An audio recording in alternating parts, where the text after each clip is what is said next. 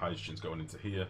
And I've got a valve coming from this pump that's basically feeding in 10 grams a second of hydrogen just as a backup from this every now and again. It basically pumps a couple of packets to this valve, and then it'll just feed in hydrogen in case we need it. If it isn't needed, it comes back into the system. But yeah, that's the build, mate. There you go. Seems to be working. It could do with some fine tuning, but I've been focused on this more than anything today. I wanted to get power up and running. Are these pipes done now? Nearly. Priority 9, go. And then we'll deconstruct these as well. This pipe should now be empty, which is cool. So we'll get rid of all you and you. And we can connect this back up anyway. So yeah, we're getting oxygen at, it's fluctuating a little bit at the minute, 25 degrees, 24, 24, 26, sort of all sorts at the minute. Needs some tweaking. But for the moment, the base was pretty oxygenated when I last looked, so we're doing alright. We're making more than we need at the minute anyway, so that's that. What is the problem here? Okay, this is fine. Make sure all these don't get any coal. We'll put in our shipping stuff again so I don't forget. We're going to be like that. And we're going to need a receptacle here. That's going to be where our coal comes in. And then we're going to need our conveyor rail. And it's going to run all the way down to our storage room. That's the plan. So conveyor rail is going to come to like here maybe.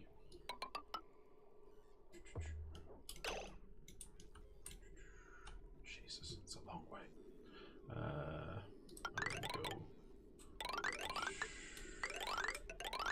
This is going to be a lot of shit to build. We'll go down here. And to you. Oh. So I can get to all this, I can get to all that, I can get to this. Can't get to that because I just destroyed the ladders like a penis. I can't get to that. Fine. Should sort that out. Put them back in there. Put you back.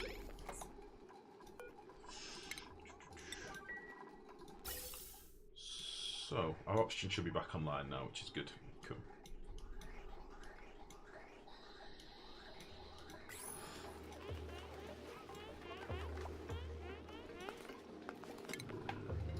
Nice.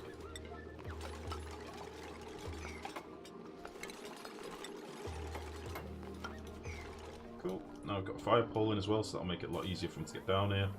Save a lot of time.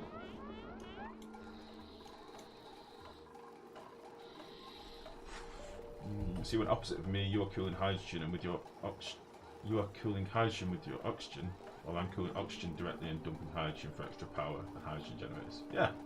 I did say like I wanted to have my hydrogen separate so that I could control the temperature of that for other things.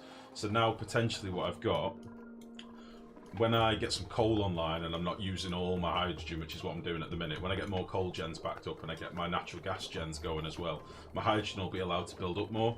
This room will become more pressurized, so I might have a couple of 100 kilos of cold hydrogen on tap, which means I can then branch off this line, when I need, and take cooled hydrogen elsewhere. So this is like a plan for the future, really.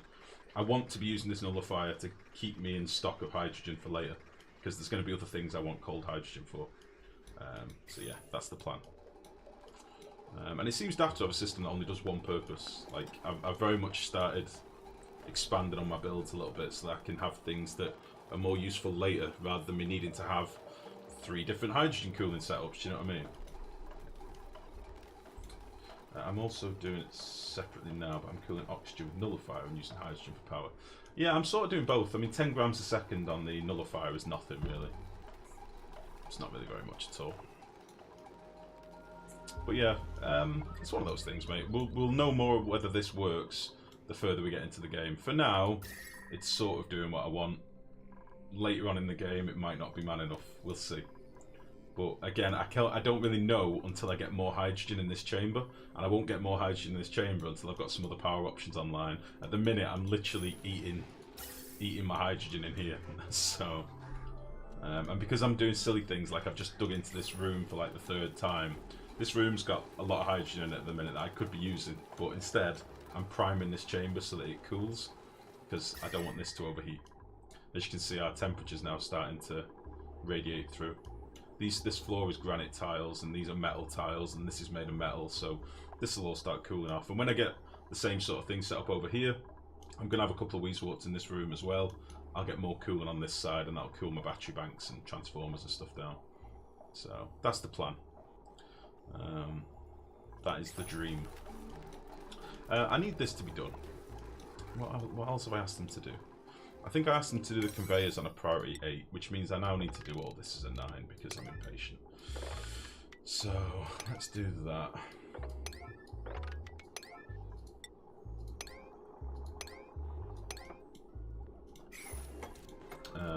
We got all that wolframite from there. So I'm now going to wall this in so I don't get any water pissing down here, which would be nice. And then we'll dig you out as well.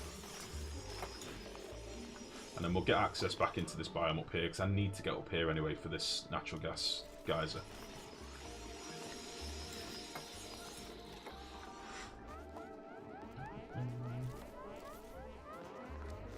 Get down, Benny. Get down. Fuck me. I thought she was going to get stuck there. That'll be fine, just for now. We'll dig all this out later, because there's a lot of abyssite here. I'm going to want this at some point. And I think this middle chamber is going to need to be a little bit taller for what I've got in mind anyway.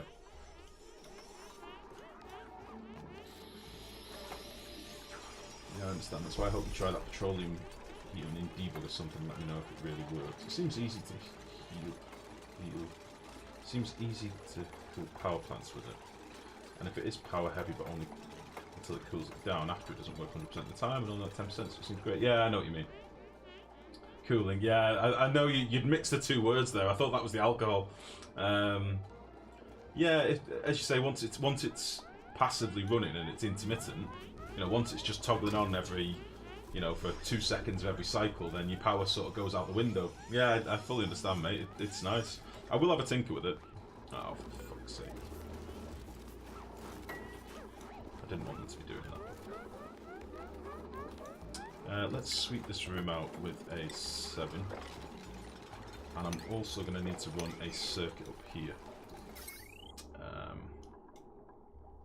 I may just take this one here.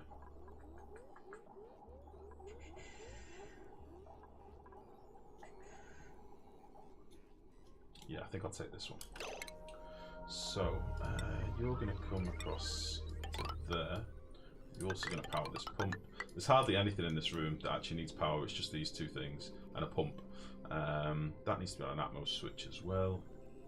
So you can come down through there, you can get to there, you can get to there, and then straight across here, then down. Beautiful.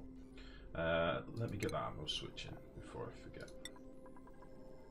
Make you our gold and throw you there. And we'll also need some automation wire to there. That's fine. And then all of these need to be connected with automation as well.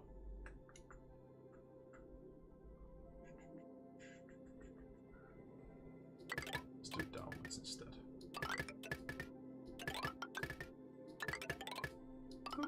Oh, cancel that. And cancel you. Got a mop command there randomly in the middle of nowhere. So let's get rid of you as well. Cool. So that should be that pretty much done.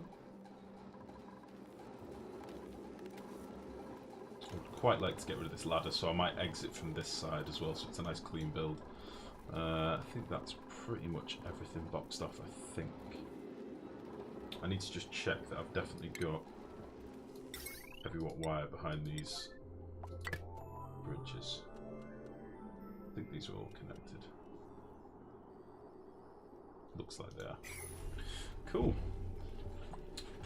Now, do I want to put some Weezeworts in?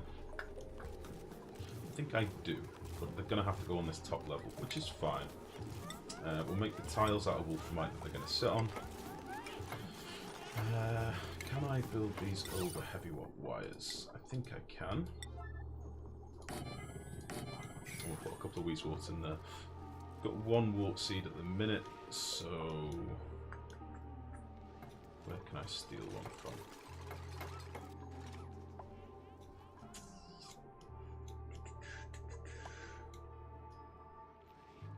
I need to crack into here really, don't I?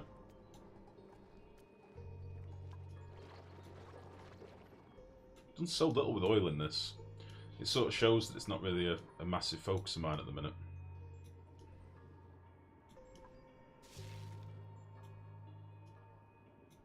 It's a fucking massive ice biome down here.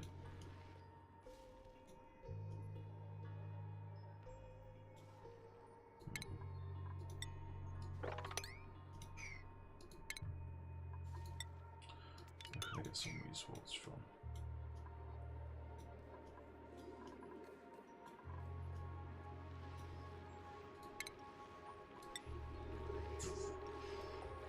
I'm going to want to dig all this out at some point. For now, we will take you. That'll do us.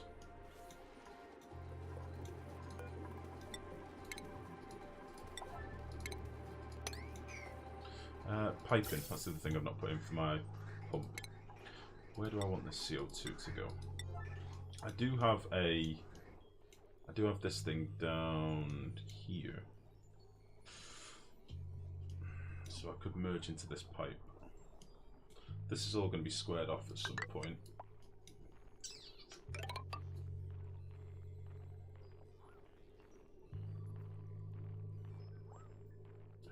Let's do that now.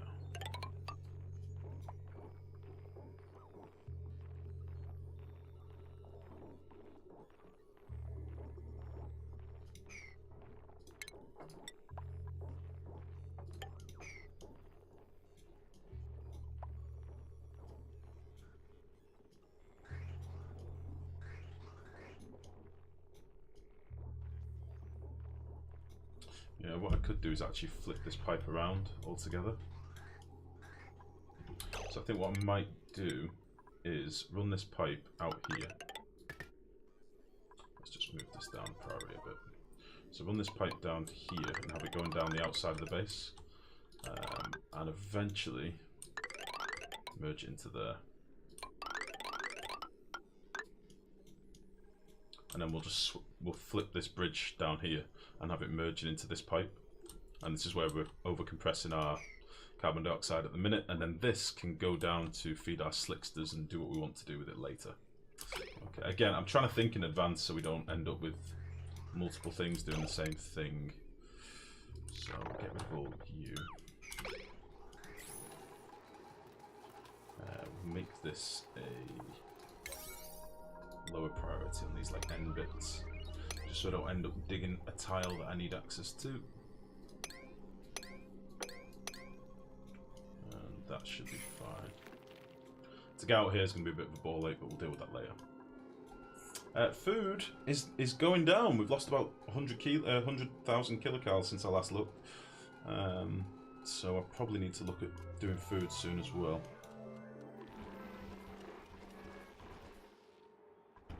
And how are we doing for dirt now? 25 tons. I don't think we should be using dirt for anything but fertilising meal lice now. Which is fine.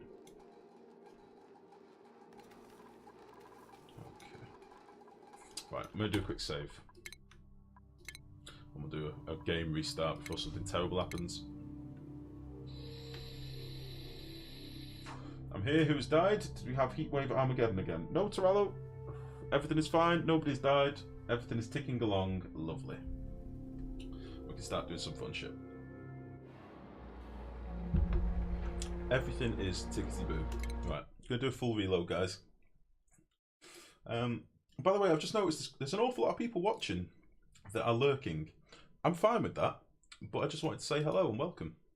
My viewing numbers have started going up again since I've started playing a bit of Oni, so I just wanted to say thank you, really, and welcome back. And also, if any of you have any questions, or if you want to call me a noob, or if you want to say you've got a better build than mine, or anything like that, feel free.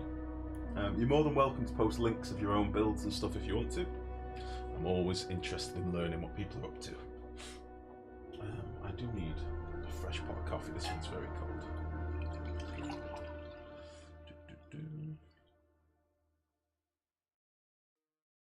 Can I join the colony, please?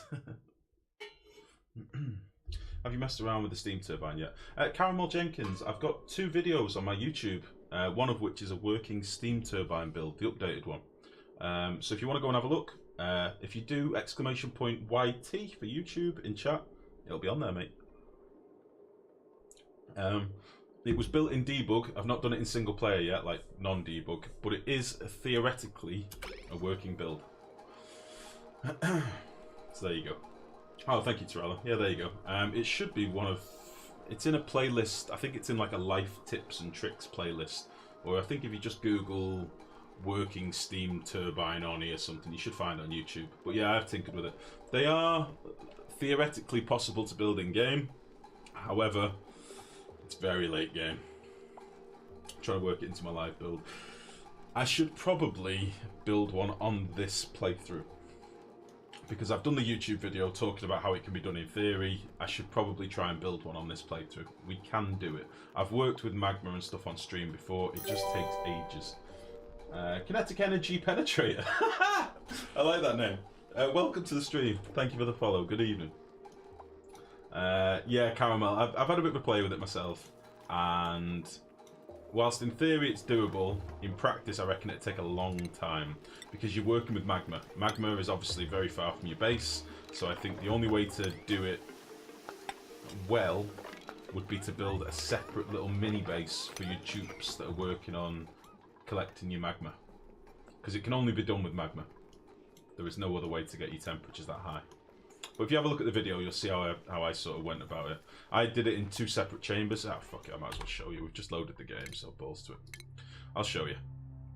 I'm not in debug, and I can't remember what state I left the game. Derp bind tweakage, that sounds about right. Seems like magma retains heat a bit better now. They buffed it 5 times better than it used to. They buffed it massively, because they knew that this is what the steam turbine was going to do, I think. Is it enough? Maybe. Magma does last a lot longer now, or rather, magma lasts a reasonable amount of time, but then obviously it turns into igneous rock anyway, which also lasts a massive amount of time, so you only really need to replace it when your igneous rock goes below 300 degrees. Ignore all this shit. This was from another video that I did. People were asking how to put the bubbles in the tepidizer, you know, the gas bubbles. So I did a little video this morning, can't remember. Last night I think it was, showing how to do that. So ignore all this crap. This is the turbine build. So to explain, again, I know that people are struggling with this at the minute, which is why I don't mind jumping into the debug world and showing you. I don't have debug enabled, but this is the derp bind. Basically what we've got is 2 separate chambers. So it's a cooking room, basically. We've got an upper chamber, which is a boiler room, and all this basically does is has some tepidizers running in here, and all they do is boil water. That's it. So these tepidizers boil our water into steam, and then our steam is moved with these airlocks. So if you look, what should happen is the steam will flow into these airlocks and then get pushed into this room, if it's working properly. I don't remember what state I left it in. Yeah, there you go. So now our steam gets compressed down into the second chamber. So we're doing our cooking in 2 separate stages. That's the biggest tip I'd give you. So what you don't want to do, and this is what I've seen a lot of people doing, which is not smart, is dumping your water straight onto magma. Okay? If you do that, then you're basically using all this energy that we've taken out of the equation up here, you're putting straight onto your magma, and your magma will cool like that, dead quick. So what you want to do is sort of pre-boil your water a little bit before it even hits your boiler room. Get your water nice and toasty with a tepidizer or something. Then have it enter your steam room and be boiled to steam and get a lot of steam in your room. And then once it's at nice toasty 120 odd degree steam, then put it into your cooking chamber, which is what this is down here, right? So I've got a room with magma in a vacuum. It's sat on some airflow tiles, and because it's on airflow tiles and it's in a vacuum, it's not transferring heat to anything that I don't want it to, okay? And then what I've got next to it is some conductive bridges that are transferring the temperature out, and also some airlocks, right? My airlocks are acting as my contact point to the magma, okay? Now the central airlock, you might notice it's got a little padlock on it. That's because it's controlled with automation. So the automation is toggling. I can't show you my automation overlay because I'm not in debug. Basically, behind these three airlocks, behind the central one, there's a wire. This wire here comes down and connects, okay? That then is controlled by a switch, which is this thermo switch up here. If my steam goes above a certain temperature up here, it means that this magma is cooking through the doors and cooking this steam too high, at which point this thermo switch will toggle on and disconnect the heat transfer, okay? Upload the VOD of this, please. Nailu, it's on YouTube, mate. It's on YouTube. How is the tepidizer boiling the water into steam? Different fluid in the chamber? Yeah, we've got oil in the chamber, sorry, crude oil.